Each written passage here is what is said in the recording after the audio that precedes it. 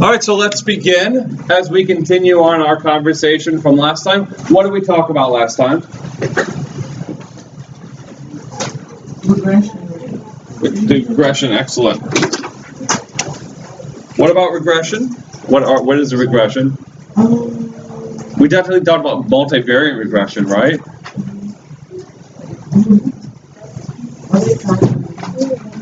Anyone?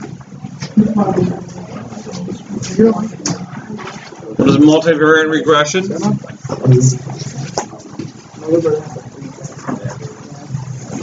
Yeah? Does anyone remember what we talked about last time?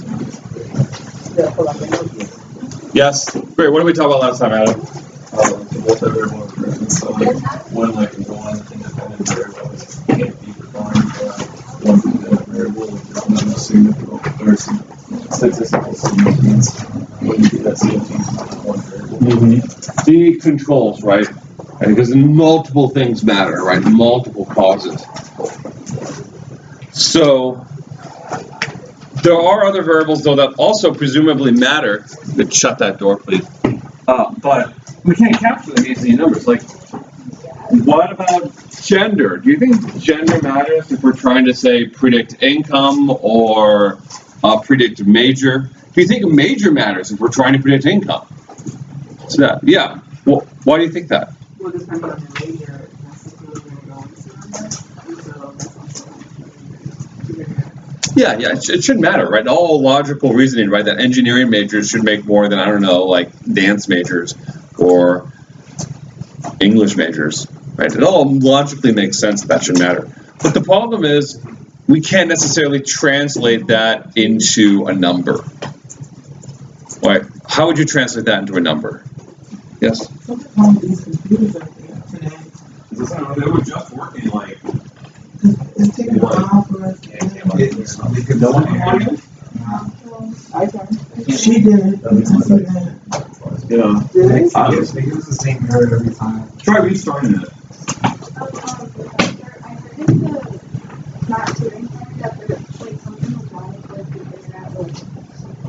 Did it happen recently? Yeah, I think it's very possible. I don't know, hopefully they'll fix it. I mean, I have a little conversation first we'll talk about with dummy variables, and hopefully it'll work. So, you just got logged in. Yeah, it might just take a while. Just, keep working on it. Hopefully it'll be fine. So, how do we possibly do this? How can we translate something that is categorical, like a major or gender, into something that is numerical?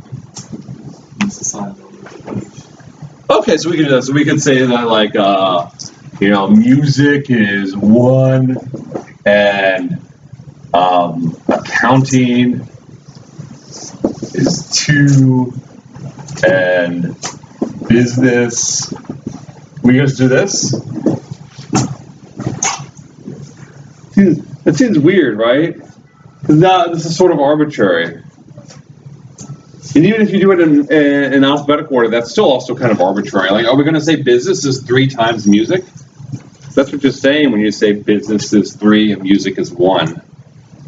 That seems weird, right? Business isn't 3 times music. It doesn't make any sense. It's one of the issues with category. What we can do instead is we can create what's called a dummy variable.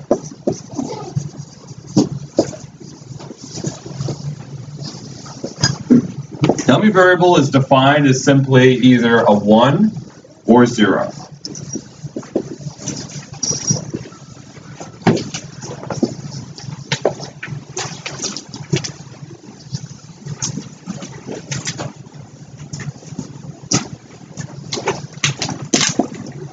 I use a couple of dummy variables in your data set. You'll see them. I typically turn them as either a question. Because 1 is associated as yes, and 0 means no.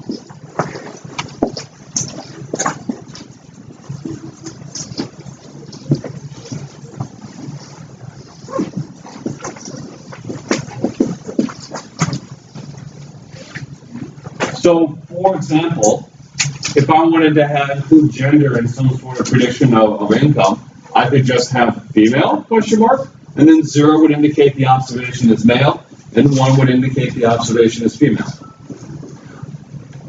In your data set, in your memo data set, I have one dummy variable called right to work, question mark. Does anyone know what a right to work state is?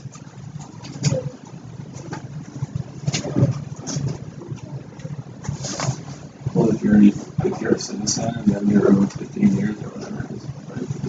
No. So for some jobs, if you get the job, you have to join a union. Do you know what I'm talking about? I do, yeah. So tell me more. Well, I can't put it there. You can't. It's So, like if you're like a plumber, you got to be in like a plumber's union, and then the union will assign you to like where you work, and then you're kind of contracted through the union. And then, Yeah. I'm not sure how plumbing unions exactly work, but I'll give you an example here. So, like, for Maryland, join Montgomery College, I had to also join the AAUP, which is the American Association of University Professors. And so I have to pay them dues with every paycheck. And the justification for that is the union negotiates salary for all professors. So I'm sort of paying them to negotiate a salary, and the argument is it's okay to make that swap because they are, they're getting me a higher salary, so it's okay that I'm paying them. That's the argument for unions. But some states say, well, that's sort of dumb because I'm also, for one, it's not never coming out ahead, and two, I'm also sort of advocating for things I might not agree. Like, they will also advocate for maybe more money and more responsibility. Maybe I want less money and less responsibility, or maybe they're advocating for certain positions that I don't agree on. So it's sort of weird to make me pay for things that I don't necessarily want. So right to work states are states that you are not compelled, it's illegal to force people to join a union to have a job. Virginia is a right to work state. Maryland is not a right to work state. This is another example of categorical data. And you can turn that categorical data into a dummy variable. So if you want to if you're thinking about something else to add to your regression, because maybe something won't work out, as we'll talk about, you might want to put in right to work as a predictor. Does right to work state predict anything? This is very interesting literature on that. So that's an example of a dummy variable. The problem is, I gave you two examples that there's only two categories. There's only two options, I should say. There's only two options. Either male or female, either right to work or not right to work. But there are other things where there are many categories. How many majors do we have at Montgomery College? I actually don't know. A lot? Is it more than 5? Yes. I don't know. I know this, because there's like general studies, there's business, and there's probably psychology and English. There's a lot. I have to say there's a lot. So if I were to make, individual people, and I were to say, okay, I'm going to make one called business major. And it might be, look like that. The thing is, with the ones, okay, they're obviously business, but with the zeros, I don't know if they're business or not. I don't know. I don't know if they're general studies. I don't know if they're psychology. I don't know a lot of things. So, in order to make this work, you need multiple dummy variables. Let's take a simple example. How many large regions are there in the United States? The United States is divided into how many large regions? With a general regions. 4, right. So east, west, south, and north. So we do have west. We do have south. We have northeast. And we have Midwest. Which admittedly, now that I say it, that is kind of odd. Why don't we just call that East and call that North? But shut up, it's the US. We do things weird. Now you can take this information that you see in Excel for the memo data sets for the state level data, and you can turn it into a series of dummy variables. For example,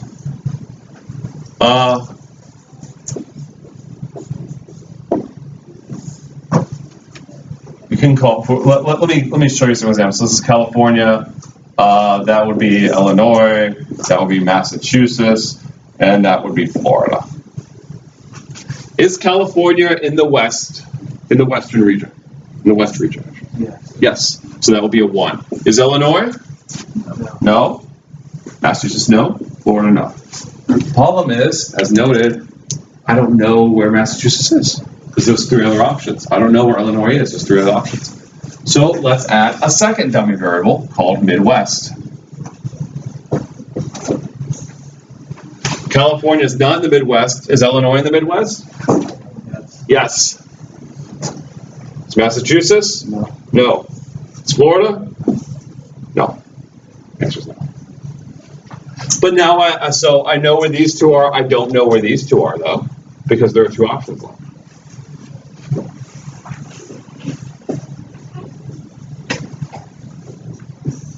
Northeast, 0, 0, 1, 0. That makes sense too, doesn't it? We can follow that.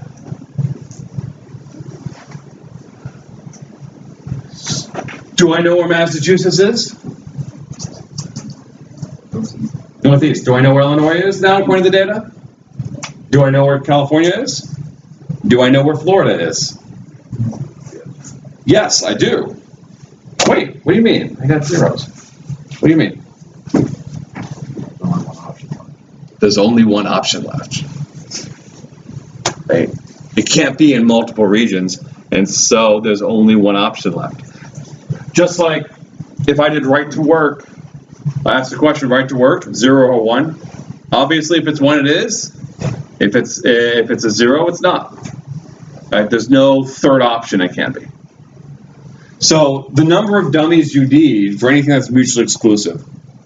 In other words, it can't be in more than one category. For any dummy you need the number of dummy variables. It has to be the number of possibilities minus 1, because then you have whatever's left over.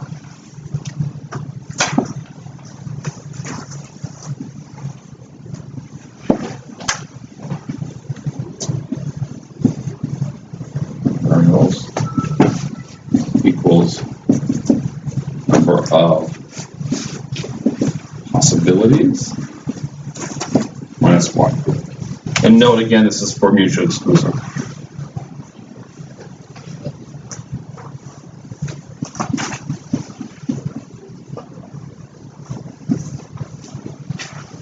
Completely exhaustive.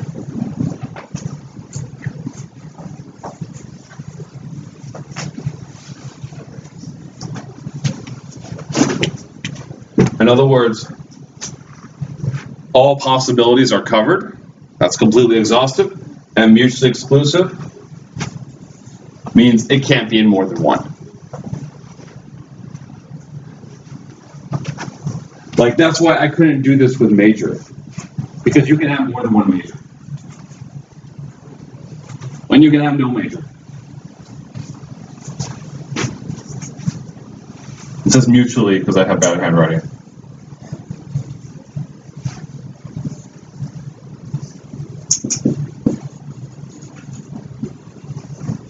Can't be in more than 1.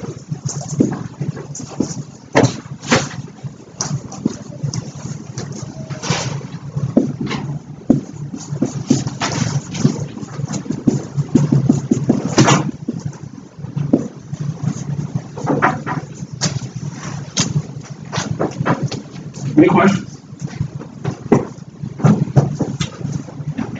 Have people been able to log on? Yeah. Really? Let's go to some data.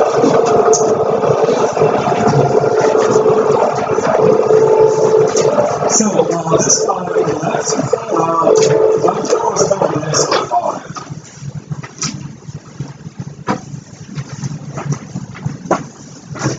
Yeah, let's go to this one. Let's backtrack a little bit. And you'll see data set 5 not only has the difficulty for professors, not only has the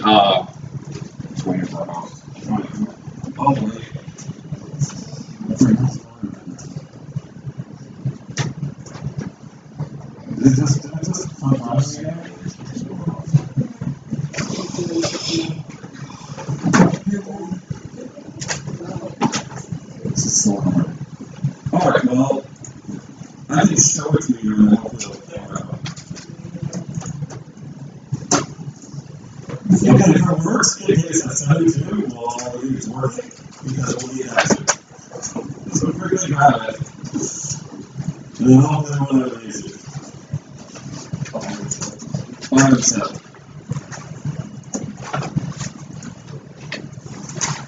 I don't think we'll need 6. I don't think this is anywhere else. No. Okay. So, here's our data that we were working with before when we did the professor data. And you can see we had this quality rating, which we talked a lot about. We had the difficulty rating, which we talked a lot about. We also have a hot rating, right? Are they hot or not? This is a categorical thing. What does that mean, by the way? Hot or not?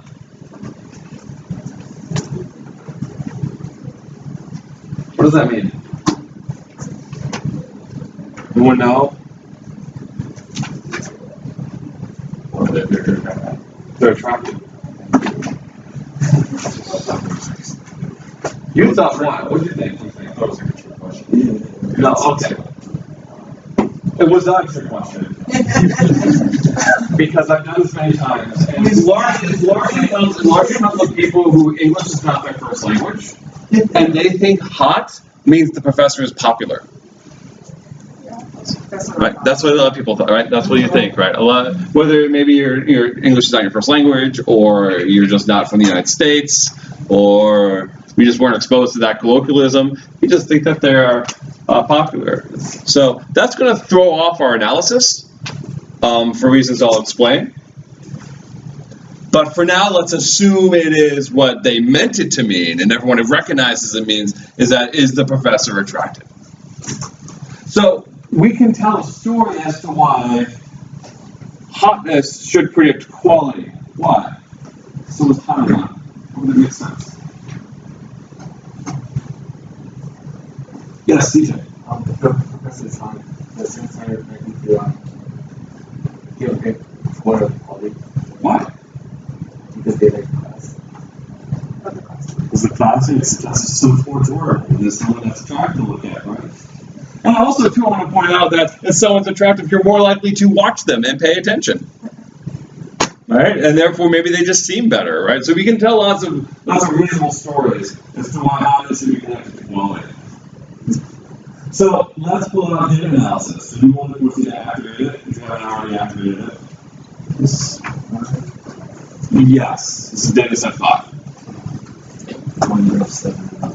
Maybe yeah, grab 7 too. So if your internet's working, grab 7.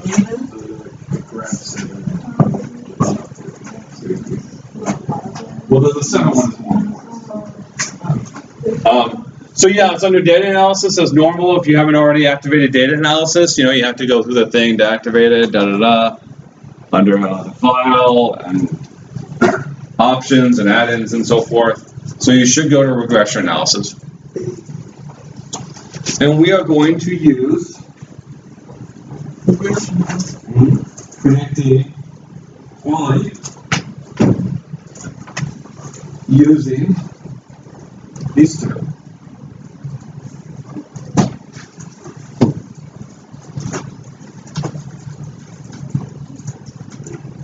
Maybe try to this.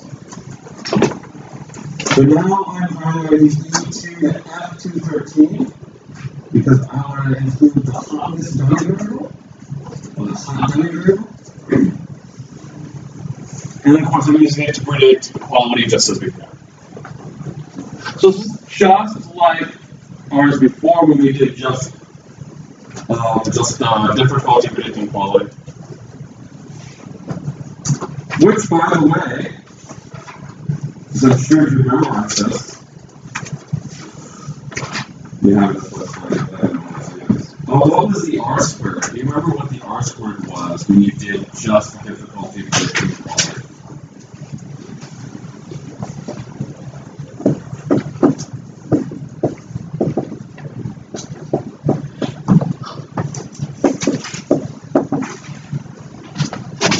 I have here the R squared was. R squared. Here it is. I have it here. So I got 0.582 roughly. With an adjusted R squared of 0.580. Very similar. You know, we're working with over 200 observations, so these are going to be very similar. So when I added a second variable, what do you think will happen with R squared? Will it go up or down, or is it possible to tell?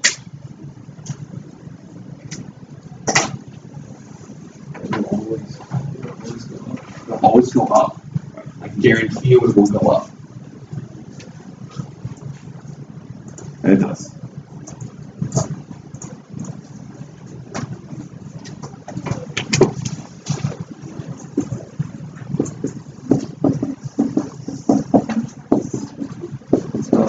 Difficulty in hot. Our R squared actually jumped up to 0.651.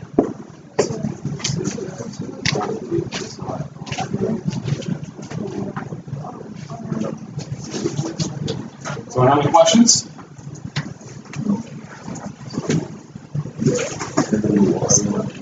Now, is hot statistically significant?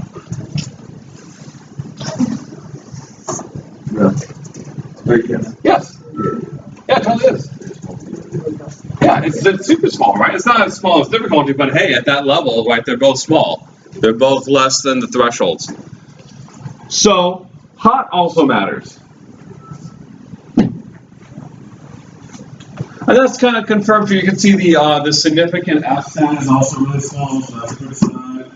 And also our adjusted R squared is also small. I'm sorry, it's also on the same. It's not small. It's also the same.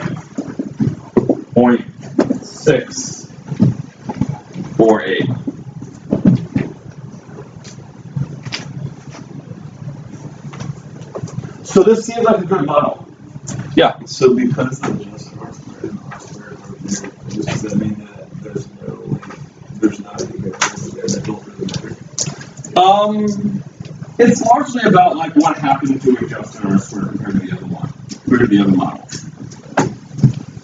Like because adjusted R squared went up, it tells us that the additional variable we added is doing good work. It's adding something valuable. But the reason why these are close is a function of the number of variables and the number of observations. We have a ton of observations. You know, we have like over 200 observations. So that's why they're so close. Yeah. What? I just put it somewhere. Yeah, I just put it like I don't know, 2 or something like that. I have a question. Yeah. So R squared will always go up, but the adjusted R squared will always go up. No, it won't always go up. And I'll show you an example later where it doesn't. Any other questions?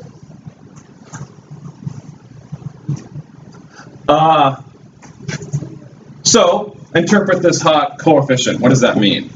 It's 0.55. What does it mean? If they are hot, then it goes up half a point. Mm-hmm. Exactly. If they're not hot, does it go down half a point? No, it's just the same. Because you would take 0, which is be their dummy variable of for hot, times this would just be 0. So nothing is added. Thus, if someone is not hot and they say, I want to increase my brave and professor ratings, I'm going to go to the gym a lot and get some plastic surgery so I can finally be hot. At best, they can get a 0.5 bump. Because again, it's limited between 0 and 1. Right? When analysis, you can't get greater than 1. You're just stuck there. Any questions?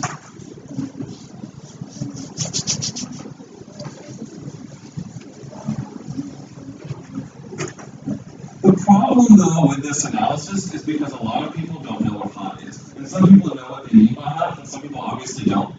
And since it's all based on ratings, that throws things off. That means kind of, If you think of hot as is the professor popular, obviously popularity is caused by quality.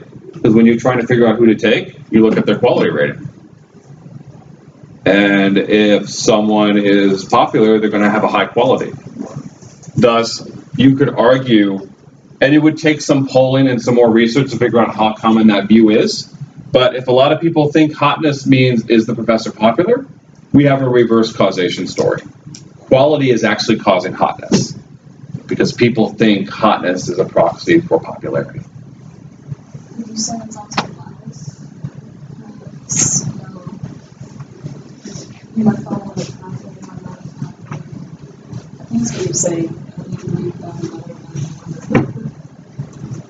You might, but that would be a causal story as to what causes quality. So it's tricky, right? Because there's two different things that are going on. There's some people who interpret hotness as how attractive they are, in which case then like there's nothing that can cause hotness because that's going to be something external to our model. You know, like the things that cause hotness are like genes and fitness.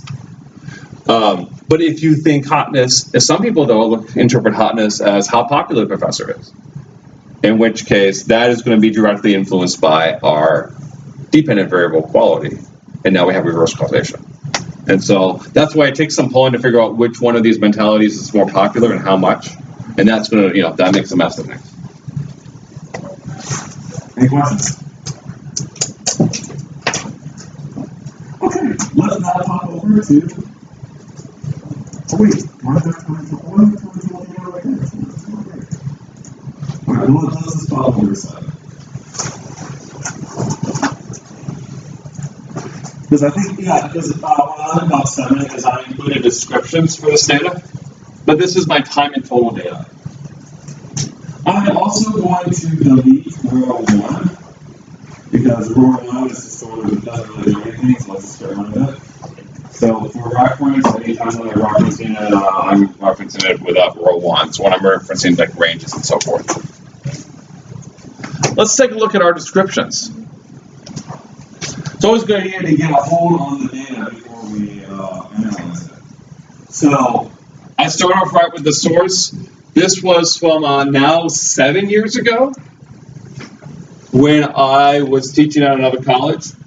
And this is the second exam of introductory microeconomics. I decided to gather their scores. So this is the test score with a maximum of 110 points. We also have a female dummy variable, 0 for male, 1 for female. I'm going to zoom in.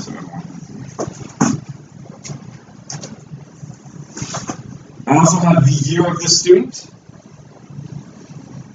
1 freshman, 2 sophomore, 3 junior, etc., etc. This notably is not a dummy variable. We can tell a story for why a sophomore might have 3 times as much experience as a freshman because they've been in school 3 times as long. So that makes sense. Time, as the students turned in the exam, I record how long it took them to take the exam. So there's a max of 55 minutes there, expressed in minutes. And then I also have homework total.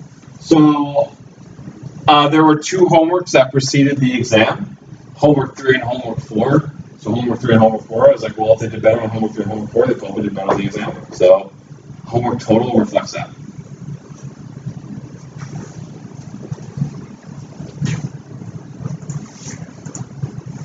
So you will note that in my proposal, I tell a story as to why all of these 4 things should predict exam total. Time, obviously, what will be the story for why time matters?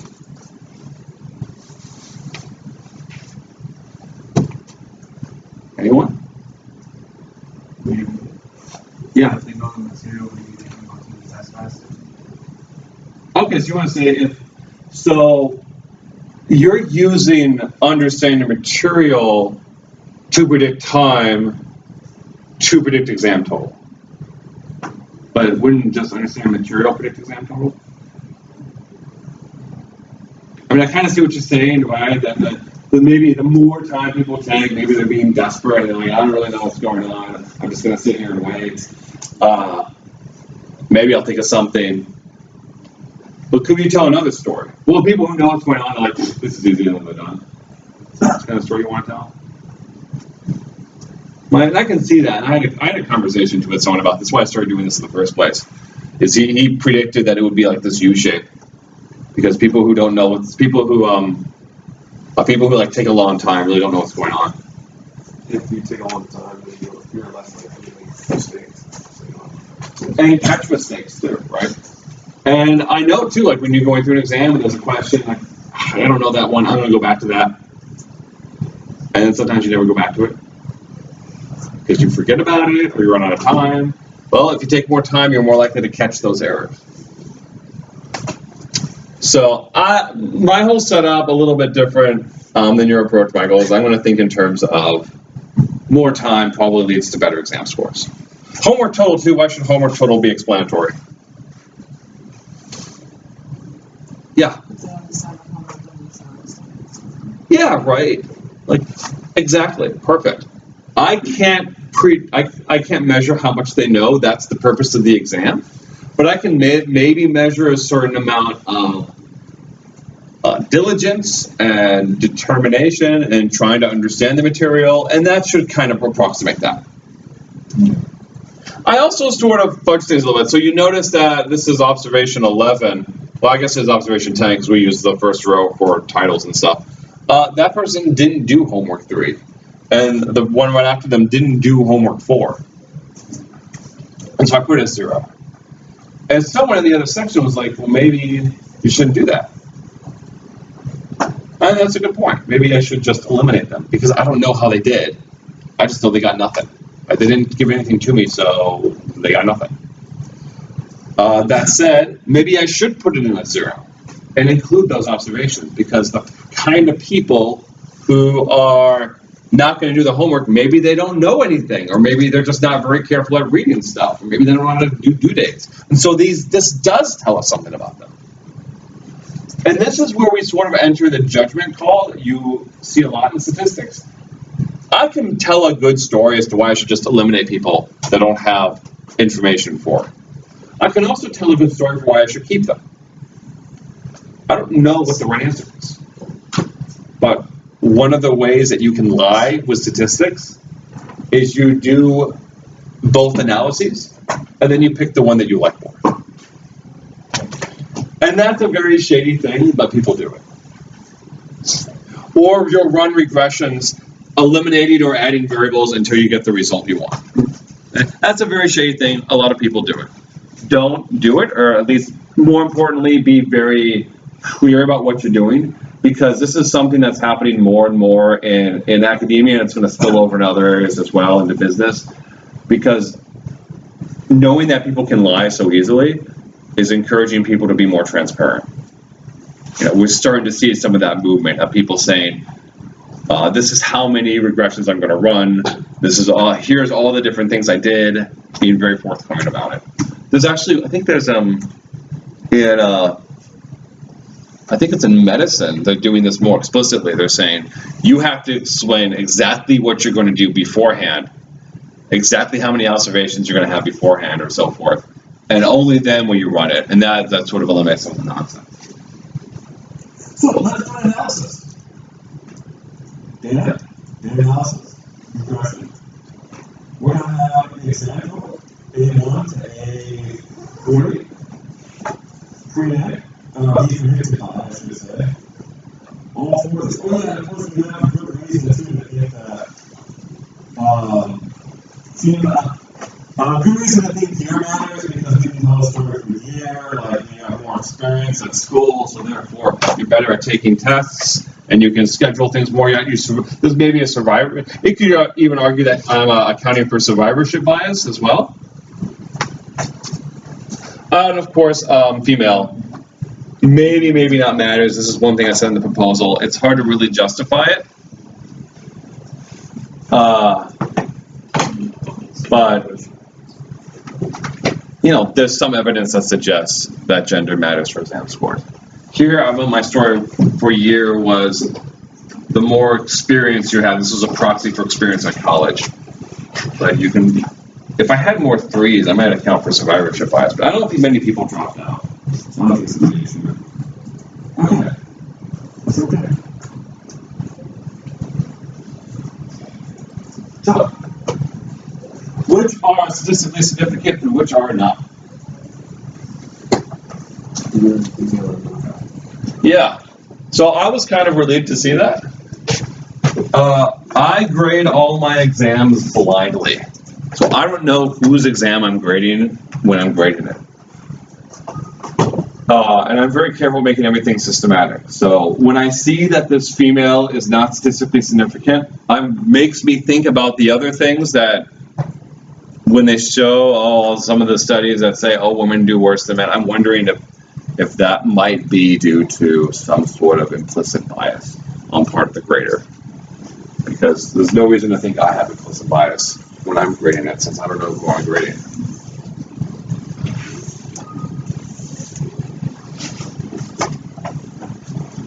Also, year, too. I was really surprised about year. Year wasn't statistically significant either. But time was. Homework total was.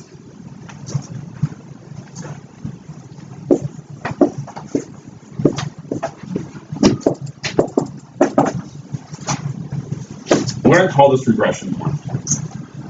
What was the, which one of these, by the way, do you think has a bigger impact? Time or homework total?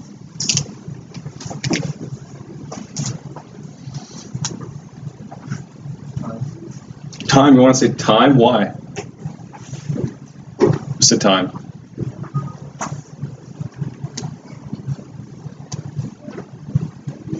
Who said time? Oh, CJ, yeah. Why do you say time? Right, yeah, so we can tell clearly the coefficient, it's 9 times as large, right? It's huge. At the same time, we should be a little cautious, right? What's the maximum homework total can be? 200, right? Like this person has like 198. What's the maximum time can be? 55. So the maximum for homework total is about 4 times as large as the maximum for time. You know, it's a lot easier technically to get a homework total point than it is to get a time point. That said, it's still, significantly larger. So while I do agree, I think time seems to be a better predictor, a bigger impact than homework total. It's not as big as it might suggest because the ranges for each variable are so different.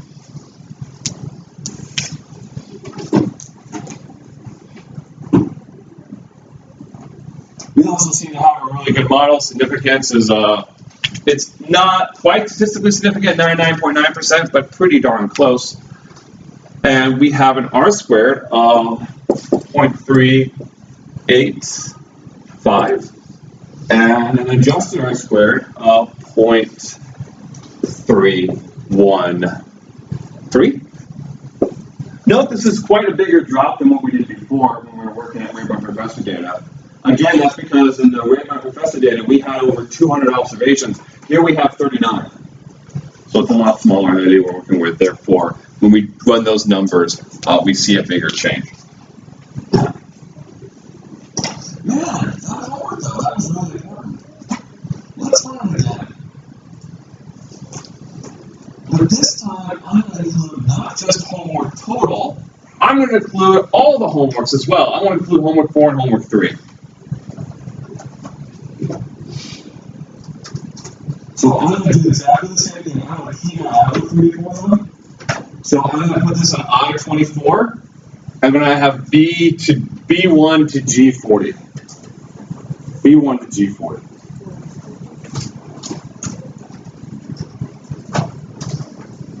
Yeah, you're saying big drop. What numbers are you talking? I'm talking like, we went from 0.38 to 0.31. So that was like a 0.07 drop. Before, when we were doing it, it was like a difference of 0.002. What's that? I just put it in the I-24. I didn't want to overlap with my own alpha range. I want to be able to. All right. Once Zach, what happened? What do you see? What's going on?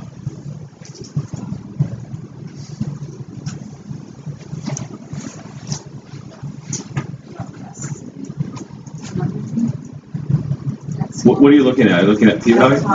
Time? Oh yeah, time it went down a little bit, but we were looking at homework total, right? I was trying to maybe unpack homework total a bit. What do you see? What happened with homework total?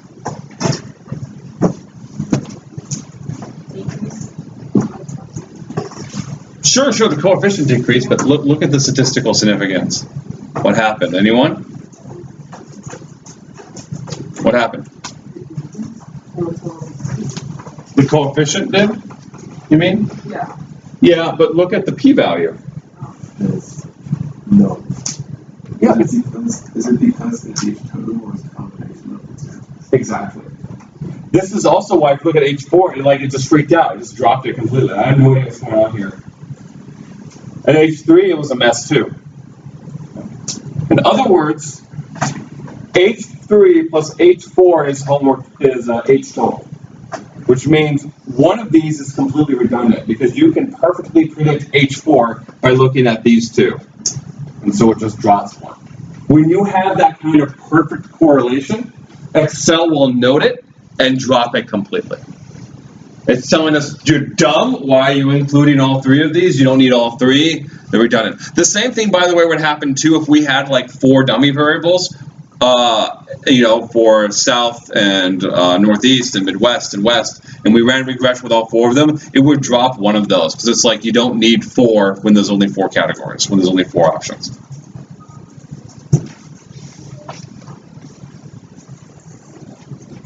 No.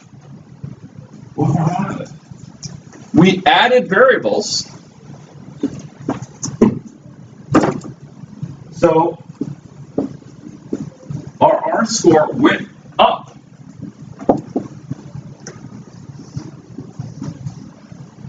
Just as I told you it would. It always goes up when you add variables. But what happened to our adjusted R-score? Right, yeah, exactly. It's lower. Right? It's lower than what it was before. Because what we added was shit. It was just redundant. It didn't add anything.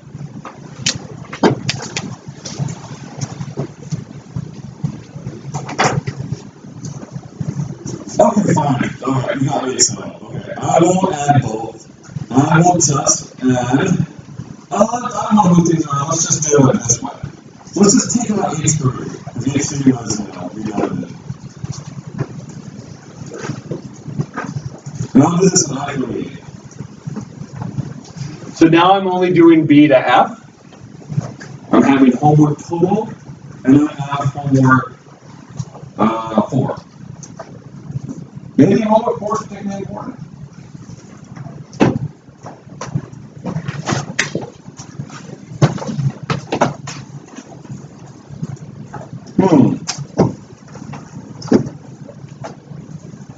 What happened?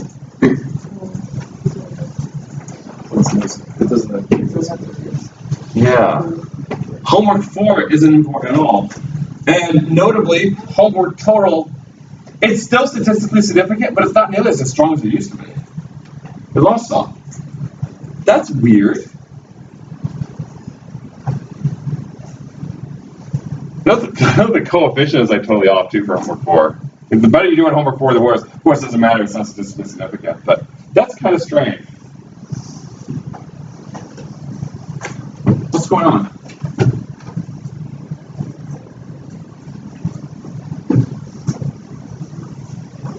Anyone, what's going on?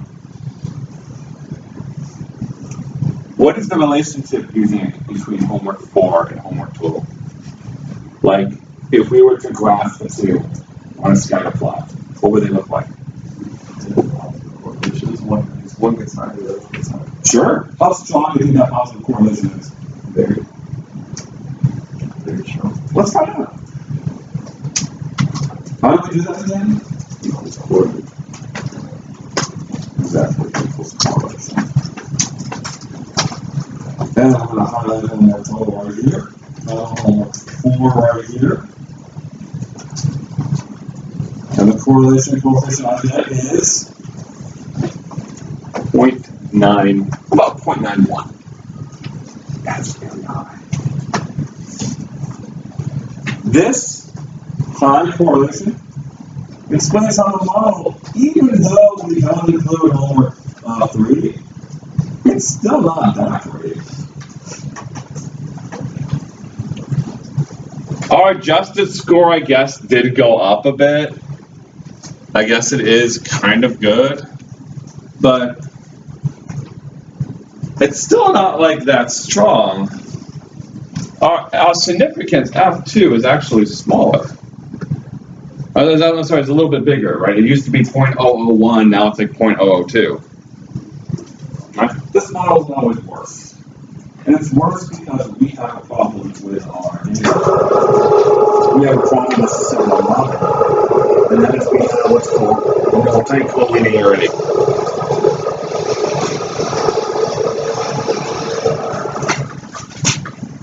Say it with me. Multicollinearity. Multicollinearity. Right. It's weird, right? There's a lot of, takes a little practice. It's not as bad as homoscedasticity. It takes a little practice. This brings us to your memos. Because you will note that coming up, I am asking for not just the descriptive statistics, not just the initial regression analysis, I'm asking for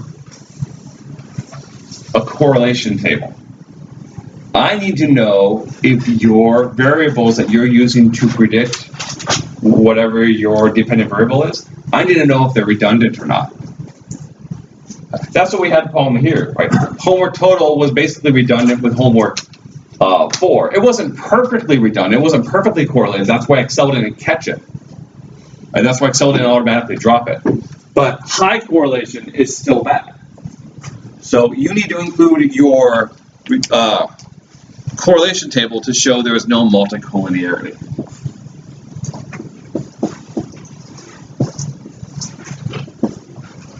Correlation table, you said? Mm-hmm. What is the table of all the correlations? Yep, of your three independent variables. Multicollinearity occurs if at least one pair of independent variables are highly correlated.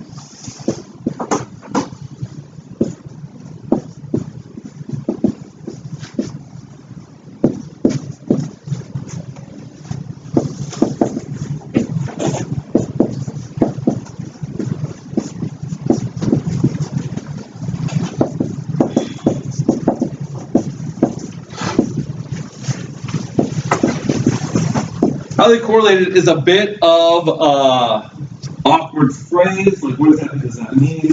There is this elaborate test you can do called the variance inflation factors. You can do on your test and check for multicollinearity. That's beyond the scope of this course. So we're doing the correlation table, which is a simpler way. but that means we're going to have an arbitrary decision as to what highly correlated is. A lot of people pick 0.8 as a cutoff point.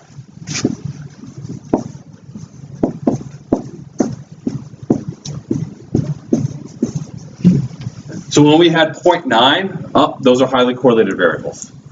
If you had negative 0.85, highly correlated variables. You don't want to have anything.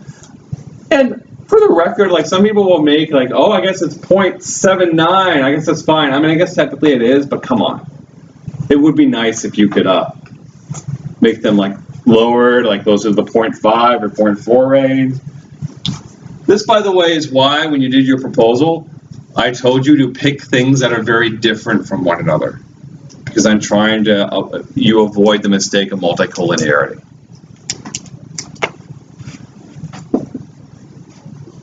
Abbreviated MC. If you have multicollinearity in your model, don't panic. There's an easy way to fix it.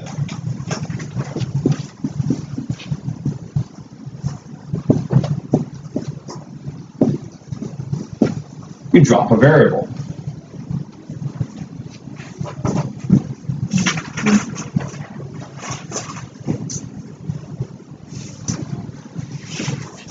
You will, if you do this,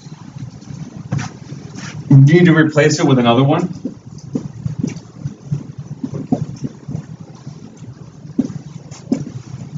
Because you need at least 3 explanatory variables. So if you have a multicollinearity, because you picked like income and consumption to both predict stuff, you don't say, well, I guess I should just drop consumption and then move on. Well, now you only have 2, so you need to come up with a 3rd one.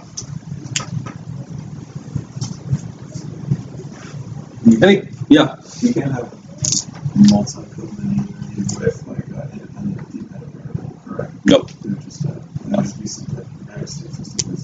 Yeah, it's kind of a good thing, right? If you have a correlation there. And I'm glad you bring that up, Adam, because over and over I see people in the correlation table, they will include their dependent variable in the correlation table. When you include that, you're telling me you have no idea why you're doing what you're doing. You're including a correlation table to show there's no multicollinearity. Multicollinearity it happens with the independent variables, with the explanatory variables. It's not a problem with, it doesn't mean anything. There's no such thing as multicollinearity with the dependent variable. So only include your independent variables in the correlation table. To get a better idea of why multicollinearity is a problem, let's imagine that we are opening up a bakery. And we are wanting to sell cupcakes, and we want the very, very best cupcakes we can imagine. So we're going to have to test our cupcakes. We're going to make lots of different recipes, and we're going to give them to people and have them rate it on a scale of 1 to 10, 10 being the highest.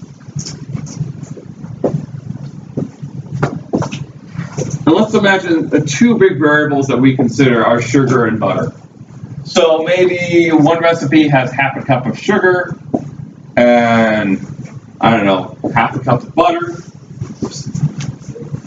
and another one maybe has like a 1/4 of a cup of sugar and like an 1/8 of a cup of butter, and another one maybe has 1 cup of sugar and like, I don't know, 1.5 cups of butter, and another one has like, I don't know, like 3/4 of a cup of sugar and 1 cup of butter. There we go.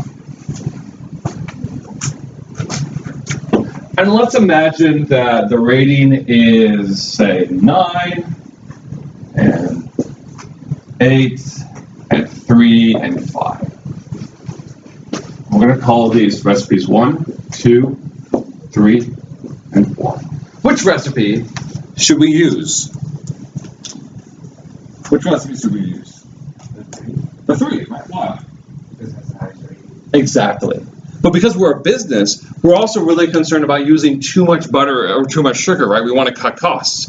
What if I could get the same effect and use less sugar? How important is sugar to that rating? How important is butter to that rating? That would be really important, right? So how do I figure that out? Yeah. You just go around and do analysis and have rating being the Y, and sugar and butter being the X, and then see the values for that. That's right, that's exactly what we do. But we have a problem. These variables are highly correlated. Right? When sugar is low, butter is low. When sugar is high, butter is high. So is this 9 because of the sugar, or is it because of the butter? I don't know. How would I figure this out?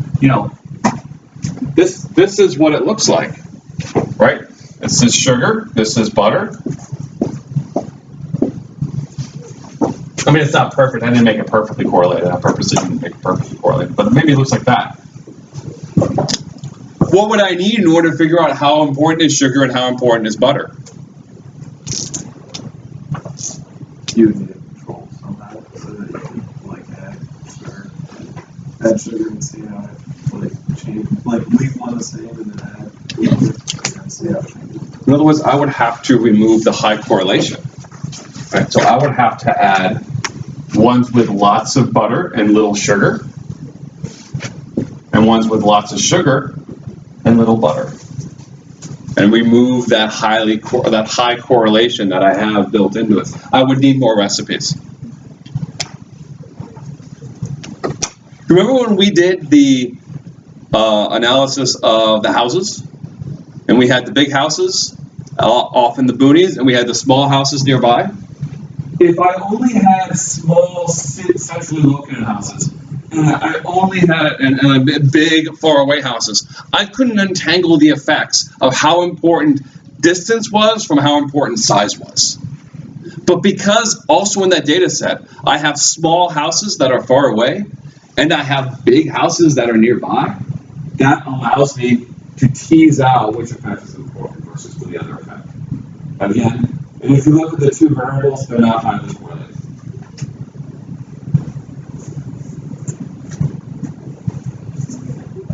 Does anyone have any questions?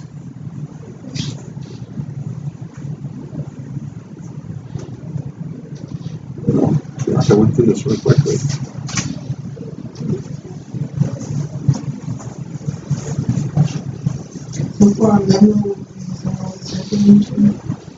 Yeah, so for the memo purposes, I'm glad you brought that up. The reason why we talk about this is because your dependent variables, your independent variables might have highly correlation. So you have to check to make sure they're not highly correlated. And that's why you, come the next due date for the tables, you have to include a multicollinearity table, correlation table, to show there's no multicollinearity. And then when you do your actual paper, you will copy and paste that table into your paper, just like you see how I've done it with the sample. So again, I encourage you that when you do your tables assignment, put all of the tables in Word, because you will need to use those tables again when you write your paper, presumably also in Word. And therefore, it's just an easy copy and paste. And also make them look nice too, as long as we're talking about it. How many decimal places should you take things out to? 4. 4 is a good maximum. Right? 4 is a good maximum. If you turns out you need more than 4, you should apply a scalar. In other words, you should adjust it so that the average is something that's closer to the decimal place. And we'll talk about how to do that next class. If there's no more questions.